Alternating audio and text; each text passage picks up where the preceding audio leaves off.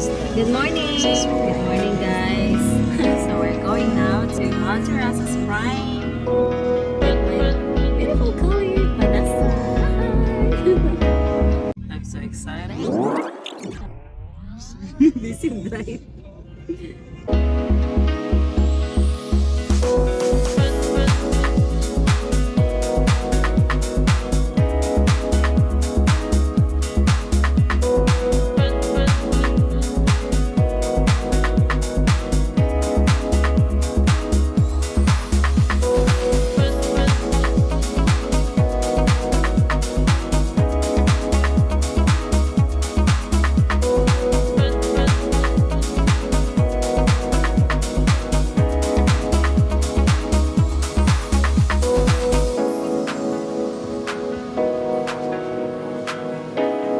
Hello.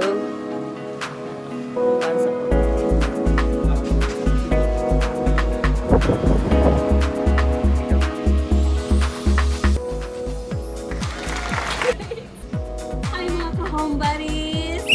How are you? So, I am here now in Monterrazas Prime Skypod 2.0. So, I'm so excited to reveal to you the model unit of Monterrazas Prime, which is the Soprano. So, okay, let's go inside.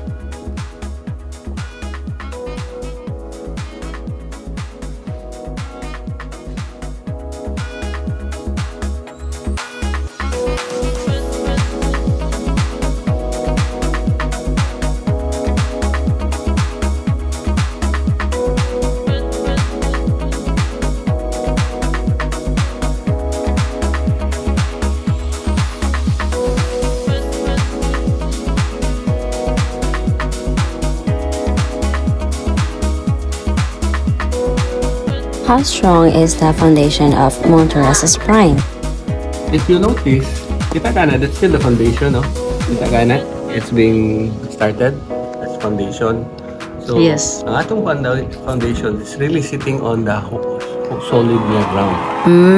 So, plus the fact, butangan po gina to concrete nga, concrete nga bedding. So, wala siya magpatong sa ground. Ground, so naapa siya concrete. So, ligon siya.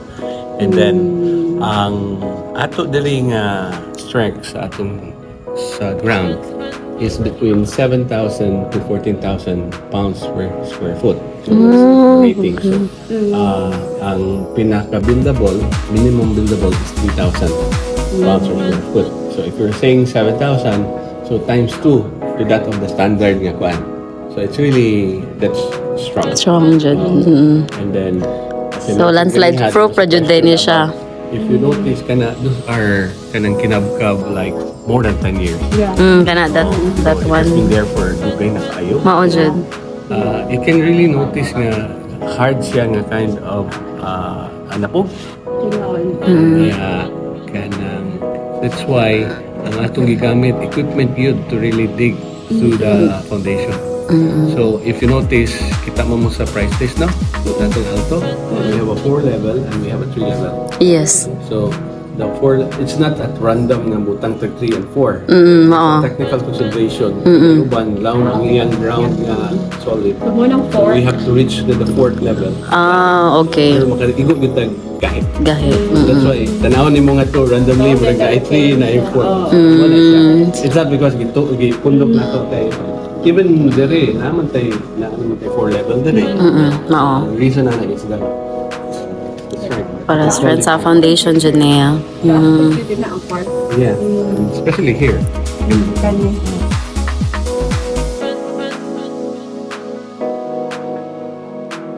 Pero it's maging mo mag-association na for the prime agency. Okay. So, ang solar, I'm not saying it's okay, it's up to the home. But they can decide on that. Na, siyempre, a lot of people right now are turning towards solar. So they can decide within themselves. Okay. Are you happy now? Other Monterrazas now, that's solar. Nanay nag-solar. So, I don't think it's a big deal. But, kana siya is, we have to change the data restrictions and separate the whole But I don't see any major problems. Ang dami din talaga, daghan kayo na mag-solar. So most likely, Especially that you're the one who, for the sun. That you're Skypod, right? Oo.